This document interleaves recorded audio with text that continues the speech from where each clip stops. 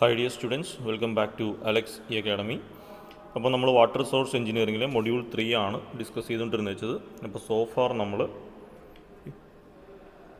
Last ക്ലാസ്സിൽ നമ്മൾ complete ചെയ്തത് ഫ്രീക്വൻസി ഓഫ് ഇറിഗേഷൻ വരെയാണ്. അപ്പോൾ ഇനി നമുക്ക് കംപ്ലീറ്റ് ചെയ്യാനുള്ളത് duty delta relationship, variation of duty delta factors, അങ്ങനെ 2-3 ടോപ്പിക്സ് ആണ്. അപ്പോൾ ഈ ഒരു ലെക്ചറിൽ ഞാൻ ആദ്യം ഡിസ്കസ് ചെയ്യാൻ പോകുന്നത് ഇറിഗേഷൻ എഞ്ചിനീയറിങ്ങിൽ നമ്മൾ അറിഞ്ഞിരിക്കേണ്ട കുറച്ച് ടെർമിനോളജീസ് ഉണ്ട്. അതായത് ഈ ഡ്യൂട്ടി ഡെൽറ്റ റിലേഷൻഷിപ്പ്, അതുപോലെ കുറച്ച് പ്രോബ്ലംസ് ആണ് ഇനി അങ്ങോട്ട് അടുത്ത് പഠിക്കാനുള്ളത്. അപ്പോൾ അത് പഠിക്കുന്നതിന് മുമ്പ് നമ്മൾ അറിഞ്ഞിരിക്കേണ്ട കുറച്ച് ഇമ്പോർട്ടൻറ്റ് ടെർമിനോളജീസ് ഉണ്ട്. അപ്പോൾ അതാണ് ഞാൻ ആദ്യം ഈ ഒരു ലെക്ചറിൻ്റെ ആദ്യ ഭാഗത്ത് ഡിസ്കസ് ചെയ്യുന്നത്. അത് കഴിഞ്ഞിട്ട് നമ്മൾ ഡ്യൂട്ടി ഡെൽറ്റ റിലേഷൻഷിപ്പ്, അതിൻ്റെ പ്രോബ്ലംസ്, ആ രീതിയിലായിരിക്കും ഇനിയുള്ള ഈ ഒരു ലെക്ചറും അടുത്ത ലെക്ചറും നമ്മൾ കണ്ടിന്യൂ ചെയ്യുന്നു. അപ്പോൾ ഈ പഠിക്കാൻ പോകുന്ന ടെർമിനോളജീസ് വാട്ടർ റിസോഴ്സ് എഞ്ചിനീയറിംഗിൽ തന്നെ ഒരു 4 മാർക്ക് 5 മാർക്കിനൊക്കെ ആയിട്ട് സബ് ക്വസ്റ്റ്യനൊക്കെ ആയിട്ട് ചോദിക്കാറുണ്ട് റെഗുലർലി. അതല്ലാതെ ഏത് കോമ്പറ്റേറ്റീവ് എക്സാമിന് പോയാലും നിങ്ങൾക്ക് ഇതിൻ്റെ അകത്തുനിന്ന് ഒരു ക്വസ്റ്റ്യൻ എന്തായാലും വരും. അപ്പോൾ ഇമ്പോർട്ടൻ്റ് ആണ്, മനസ്സിലാക്കി പഠിക്കുക. കാണാപ്പാഠം പഠിക്കണമെന്നില്ല, മനസ്സിലാക്കി പഠിക്കുക. ഓക്കെ, അപ്പോൾ നമുക്ക് സ്റ്റാർട്ട് ചെയ്യാം. ഓക്കെ, അപ്പോൾ ആദ്യത്തേത് water requirement of a crop. Water requirement of a crop. It is the total quantity and the way in which a crop requires water from the time it is sown to the time it is harvested. അപ്പോൾ water requirement of a crop എന്ന് പറഞ്ഞാൽ total quantity of water and the way in which water requires for a crop. ഒരു ക്രോപ്പിന് ആവശ്യമായിട്ടുള്ള total വാട്ടറിൻ്റെ ക്വാണ്ടിറ്റിയും ഏത് വേയിലാണ്, ഏത് തരത്തിലാണ് ആ വാട്ടറിന് റിക്വയർഡ് ആയിട്ടുള്ളത്, അതിനെയാണ് നമ്മൾ water requirement four a crop എന്ന് പറയുന്നത്. ഓക്കെ, അപ്പോൾ ഇതേപോലെ ഓരോരോ ചെറിയ ചെറിയ ഡെഫിനീഷൻസ് ആണ് നമ്മൾ ഈ ഒരു ലെക്ചറിൽ പഠിക്കുന്നത്. ഇത് ചെറുതാണ് എങ്കിലും ഇമ്പോർട്ടൻ്റ് ആണ്. നമുക്ക് പ്രോബ്ലംസ് ചെയ്യുമ്പോഴും ഇനി അങ്ങോട്ട് ഡ്യൂട്ടി ഡെൽറ്റ റിലേഷൻസ് ഒക്കെ പഠിക്കുമ്പോഴും ഇതിൻ്റെ പല ടേംസും നമ്മൾ വരും. അപ്പോൾ ഇത് മനസ്സിലാക്കി പഠിച്ചു പോവുക. അപ്പോൾ next one, crop period and base period. രണ്ടും വായിക്കുമ്പോൾ ശ്രദ്ധിച്ച് ഇരിക്കുക.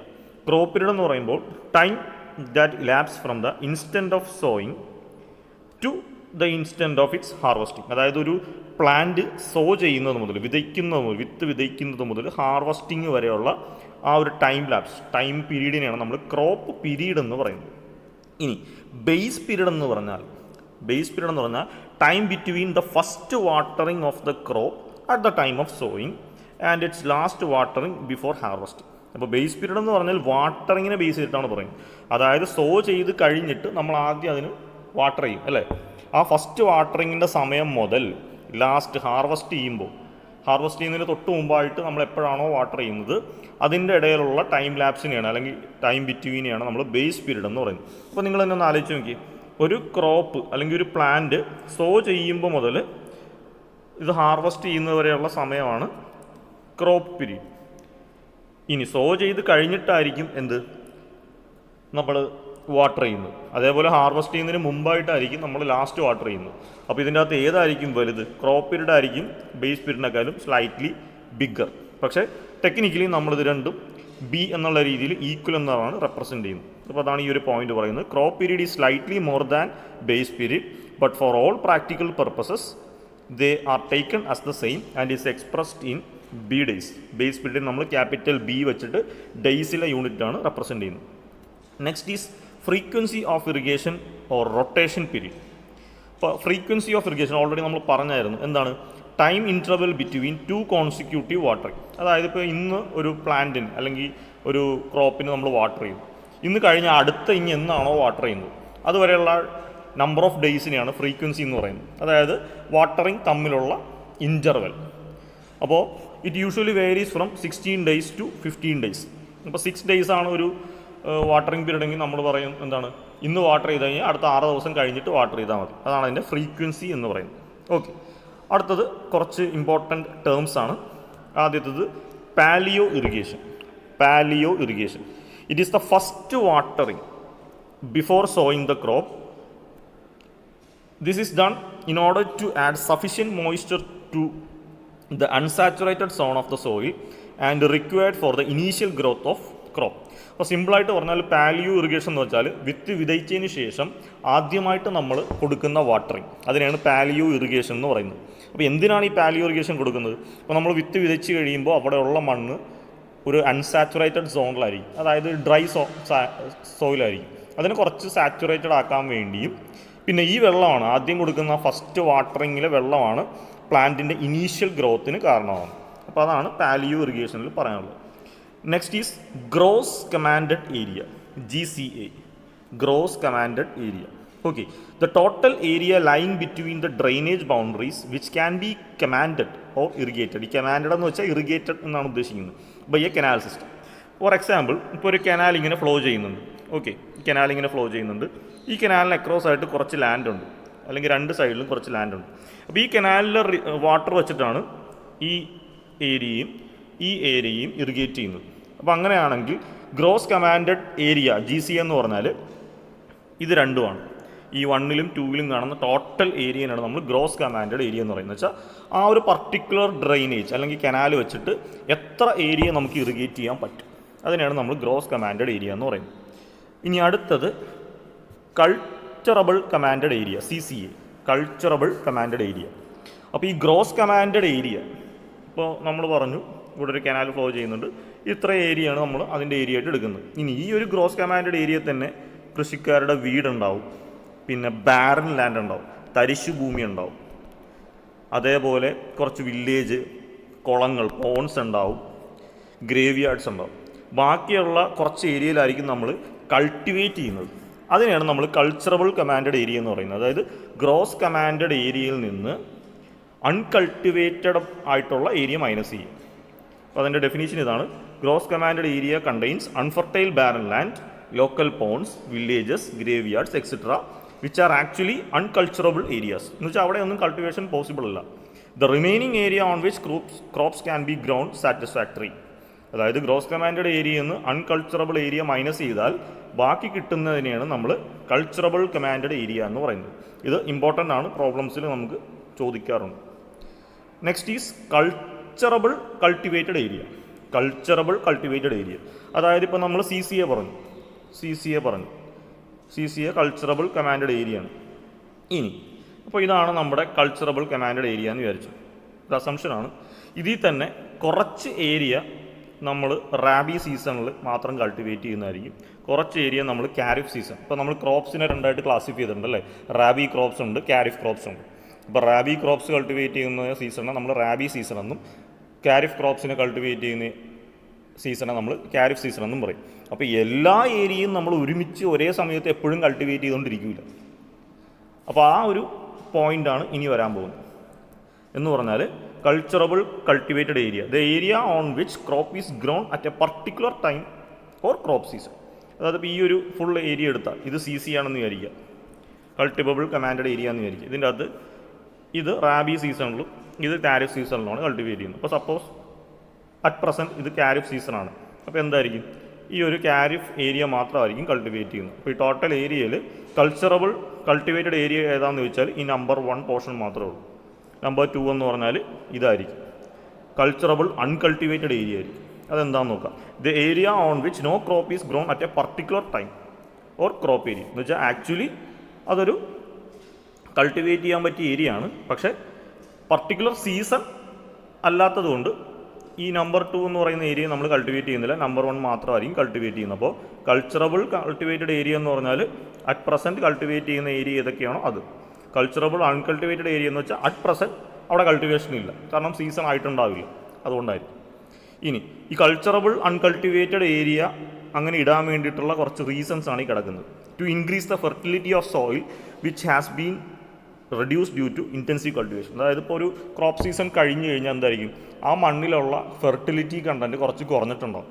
അപ്പോൾ കണ്ടിന്യൂസ് ആയിട്ട് അവിടെ കൾട്ടിവേറ്റ് ചെയ്തുകൊണ്ടിരുന്നാൽ ഫെർട്ടിലിറ്റി ഇല്ലാത്ത സോയിലായിരിക്കും കിട്ടുന്നത്. അതുപോലെ തന്നെ നമുക്ക് ഉണ്ടാകുന്ന ക്രോപ്സിൻ്റെ ക്വാളിറ്റിയും കുറവായിരിക്കും. അപ്പോൾ അതുകൊണ്ട് ഫെർട്ടിലിറ്റി ഇൻക്രീസ് ചെയ്യാൻ വേണ്ടി ഒരു സീസണിൽ കൾട്ടിവേറ്റ് ചെയ്ത ലാൻഡ് അടുത്ത സീസണിൽ അവിടെ ഇട്ടേക്കും, കുറച്ചൊന്ന് ഉഴുതുമറിച്ച് റെഡിയാക്കാൻ വേണ്ടി. Second one, to provide pasture land for animals എന്ന് വെച്ചാൽ ആനിമൽസിന് മേയാൻ വേണ്ടിയിട്ടുള്ള സ്ഥലമൊക്കെ ആയിട്ട് കുറച്ച് നാൾ അത് യൂസ് ചെയ്യാം. Next one, crop to be sown in that land has a different crops. ഇപ്പോൾ ഞാൻ നേരത്തെ പറഞ്ഞല്ലോ റാബി സീസണിലുള്ള ക്രോപ്പാണ്, അറ്റ് പ്രസൻറ്റ് ഈ സമയം കാരിഫ് സീസണാണ്. അപ്പോൾ നമ്മൾ എന്താണ്, റാബി സീസണിൽ കൾട്ടിവേറ്റ് ചെയ്തുകൊണ്ടിരിക്കുന്ന ആ ഏരിയ നമുക്കൊന്നും ചെയ്യാൻ പറ്റത്തില്ല, കാരണം ഈ സീസണിൽ നമ്മൾ റാബി ക്രോപ്സ് കൾട്ടിവേറ്റ് ചെയ്യുന്നില്ല. അപ്പോൾ അങ്ങനെ നമ്മൾ ഇടാറുണ്ട്. Next one, to protect the land from possible danger of water log. എന്ന് വെച്ചാൽ സ്ഥിരമായിട്ട് നമ്മൾ ഇറിഗേറ്റ് ചെയ്തുകൊണ്ടിരുന്നാൽ അവിടെ എന്തായാലും കൾട്ടിവേഷന് വേണ്ടിയിട്ട് വാട്ടർ കൊണ്ടുവന്ന് വാട്ടർ ലോഗ് ചെയ്യേണ്ടി വരും. ഇപ്പോൾ ത്രൂ ഔട്ട് ദ ഇയർ അതൊരു വാട്ടർ ലോഗിങ് ഏരിയ ആയിട്ട് മാറും. ഓക്കെ, ഇത്രയാണ് നമ്മൾ കൾച്ചറബിൾ അൺകൾട്ടിവേറ്റഡ് ഏരിയ പ്രൊവൈഡ് ചെയ്യാനുള്ള കാരണം. Next is intensity of irrigation. The percentage of CCA that is cultivated in a particular season. അത് ഒരു എക്സാമ്പിൾ വെച്ചിട്ടാണ് പറയുന്നത്. If CCA culturable commanded area of an irrigation field is 120 hectare. അപ്പോൾ total CCA 120 hectare ഉണ്ട്, of which 90 acres of land is irrigated in kharif season. ഇതിൻ്റെ അകത്ത് 90 acre kharif സീസണിൽ മാത്രം കൾട്ടിവേറ്റ് ചെയ്യുന്ന ഏരിയയാണ്. അങ്ങനെയാണെങ്കിൽ the intensity of irrigation during kharif season എന്ന് പറഞ്ഞാൽ 90 ഡിവൈഡ് ബൈ 120. അതായത് ആ സീസണിൽ എത്രത്തോളം കൾട്ടിവേറ്റ് ചെയ്യുന്നുണ്ട് അതാണ് 90. ഇനി ടോട്ടൽ കൾട്ടിവേറ്റ് ചെയ്യാൻ പറ്റിയ ഏരിയയാണ് CCA 120. അതിൻ്റെ റേഷ്യോനെയാണ് അതിൻ്റെ ഇൻറ്റൻസിറ്റി എന്ന് പറയുന്നത് 75%. ഓക്കെ, ക്ലിയർ ആണല്ലോ. അടുത്തത് rabi crops and kharif sown. Already ഞാൻ പറഞ്ഞതാണ്, എന്നാലും നമുക്ക് വിത്ത് എക്സാമ്പിൾ പറയാം. Rabi crops or winter crops. Rabi ക്രോപ്സിനെ നമ്മൾ വിൻ്റർ ക്രോപ്സ് എന്നും പറയാറുണ്ട്. The crops which are sown in autumn, that is October, and harvested in spring, that is March. അപ്പോൾ ഓട്ടം സീസണിൽ സോ ചെയ്യും, വിതയ്ക്കുന്നതും സ്പ്രിംഗ് സീസണിൽ മാർച്ചിലൊക്കെ ആകുമ്പോൾ നമ്മൾ ഹാർവസ്റ്റ് ചെയ്യുന്നതിനാണ് നമ്മൾ റാബി ക്രോപ്സ് എന്ന് പറയുന്നത്. അതിൻ്റെ എക്സാമ്പിളായിട്ട് വരുന്നത് gram, barley, potato, wheat, tobacco etcetera. ഇതൊക്കെ കോമ്പറ്റേറ്റീവ് എക്സാംസിനൊക്കെ വളരെ ഇമ്പോർട്ടൻ്റ് ആയിട്ടുള്ള പോയിൻറ്റ്സാണ്. Next one is kharif crop or monsoon crop. The crop sown at the beginning of south-west monsoon and harvested in autumn. Example, rice, groundnut, millet, maize. അപ്പോൾ കാരിഫ് സീസണെ നമ്മൾ കാരിഫ് ക്രോപ്സിനെ നമ്മൾ monsoon crop എന്നും പറയാറുണ്ട്. അപ്പോൾ ഇത് വിതയ്ക്കുന്നത് സൗത്ത് വെസ്റ്റ് മൺസൂണിനും ഹാർവസ്റ്റ് ചെയ്യുന്നത് ഓട്ടത്തിലുമാണ്. Okay, next one is crop ratio. The ratio of area irrigated in rabi season to the area irrigated in kharif season. ഇപ്പോൾ ക്രോപ്പ് റേഷ്യോ എന്ന് പറഞ്ഞാൽ റാബി സീസണിൽ ഇറിഗേറ്റ് ചെയ്യുന്ന ഏരിയ ഡിവൈഡഡ് ബൈ കാരിഫ് സീസണിൽ ഇറിഗേറ്റ് ചെയ്യുന്ന ഏരിയ, അതിൻ്റെ റേഷ്യോയാണ് നമ്മൾ ക്രോപ്പ് റേഷ്യോ എന്ന് പറയുന്നത്. Next is kor watering. The distribution of water during the base period is not uniform. Since the crop require maximum water during the first watering, after that crop has grown a few centimeters.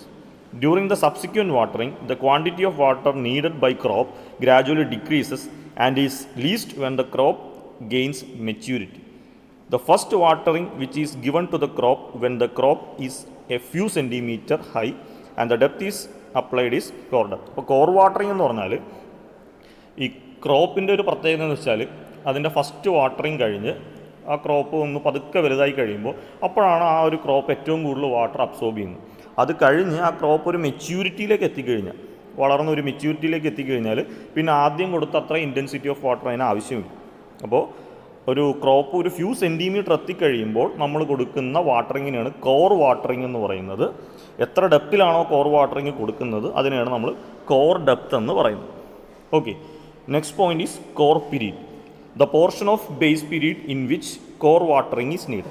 അതായത് core watering എത്ര time നമ്മൾ കൊടുക്കും, അതായത് ഒരു crop few centimetre വന്നു കഴിയുമ്പോഴാണ് നമ്മൾ core watering കൊടുക്കുന്നത്.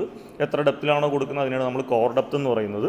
ഇനി എത്ര പീരീഡ്, എത്ര ടൈമിലാണ് നമ്മൾ ഈ കോർ വാട്ടറിങ് കൊടുക്കുന്നത് അതിനെയാണ് കോർ പീരീഡ് എന്ന് പറയുന്നത്. ഓക്കെ, ഇത്രയാണ് ഇമ്പോർട്ടൻ്റ് ആയിട്ട് നിങ്ങൾ അറിഞ്ഞിരിക്കേണ്ട പോയിൻറ്റ്സ്. ഇനിയുള്ളതൊക്കെ ഒരു ബേസിക് പോയിൻറ്റ്സ് ആണ്, അത് അറിഞ്ഞിരിക്കുക എന്ന് മാത്രമേ ഉള്ളൂ. എക്സാംസിന് അങ്ങനെ റെഗുലറായിട്ട് ചോദിക്കുന്നതല്ല. Time factor. The ratio of number of days the canal has actually run to the number of days of irrigation period. അതായത് റേഷ്യോ, എന്തിൻ്റെ റേഷ്യോ ആണ്, എത്ര ഡേയ്സ് ആണോ ആക്ച്വലി കനാൽ റൺ ചെയ്തത് ഡിവൈഡഡ് ബൈ അതിൻ്റെ ഇറിഗേഷൻ പീരീഡ്. ഒരു example പറഞ്ഞിട്ടുണ്ടെങ്കിൽ, if the number of days of irrigation period is 12 ആണ്. അപ്പോൾ ടോട്ടൽ ഇറിഗേറ്റ് ചെയ്യുന്നതിൻ്റെ പീരീഡ് 12 ദിവസമാണ്. And the canal has actually run four 5 days. Canal 5 ദിവസമേ റൺ ചെയ്തിട്ടുള്ളൂ. അപ്പോൾ അങ്ങനെയാണെങ്കിൽ അവിടുത്തെ ടൈം ഫാക്ടർ എന്ന് വെച്ചാൽ 5/12 ആയിരിക്കും. ഓക്കെ, അടുത്തത് capacity factor. The ratio of mean supply എന്ന് വെച്ചാൽ ഡിസ്ചാർജ്, വാട്ടറിൻ്റെ discharge to the full supply of a canal.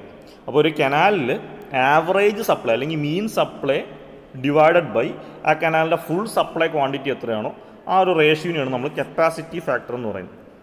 And the last point is cumec day. Cumec day എന്ന് പറഞ്ഞാൽ the quantity of water flowing for 1 day at a rate of 1 cumecs. എന്താണ് cumecs എന്ന് വെച്ചാൽ ക്യൂമിക്സ് എന്ന് വെച്ചാൽ metre cube per second. അപ്പോൾ എത്ര ക്വാണ്ടിറ്റിയാണ് ക്യൂമിക് day എന്ന് പറഞ്ഞാൽ quantity of water flowing for 1 day, ഒരു ദിവസം പോകുന്ന വാട്ടറിൻ്റെ ക്വാണ്ടിറ്റി ഏത് റേറ്റിൽ 1 ക്യൂമിക്സ് എന്ന് വെച്ചാൽ 1 metre cube per second. It is equal to 8.68 hectare metre. അതായത് ഈ ഒരു റിലേഷനൊക്കെ നമ്മൾ ഇനി അങ്ങോട്ടുള്ള ലെക്ചറിൽ പഠിക്കും. ഓക്കെ, അപ്പോൾ ഇത്രയുമാണ് നമ്മൾ ഇറിഗേഷൻ എഞ്ചിനീയറിങ്ങിൽ അറിഞ്ഞിരിക്കേണ്ട കുറച്ച് ബേസിക് ടേംസ്, ഡെഫിനീഷൻസ് ഒക്കെ. അപ്പോൾ ഇതൊക്കെ നമുക്ക് പ്രോബ്ലം ചെയ്യുമ്പോൾ ആവശ്യം വരും. അപ്പോൾ അടുത്തത് ഇത് കഴിഞ്ഞിട്ട് നമുക്ക് അടുത്തത് ഡ്യൂട്ടി എന്താണ്, ഡെൽറ്റ എന്താണ്, ബേസ് പീരീഡ് എന്താണ്, ഇത് തമ്മിലുള്ള റിലേഷൻ എന്താണ്, അത് കഴിഞ്ഞിട്ട് കുറച്ച് പ്രോബ്ലംസ് ആണ് നമ്മൾ വർക്കൗട്ട് ചെയ്യുന്നത്. ഓക്കെ, അപ്പോൾ ഈ ഒരു ലെക്ചറിൽ ഇത്രയേ ഉള്ളൂ. നമുക്ക് അടുത്ത ലെക്ചറിൽ വീണ്ടും മീറ്റ് ചെയ്യാം. ബൈ.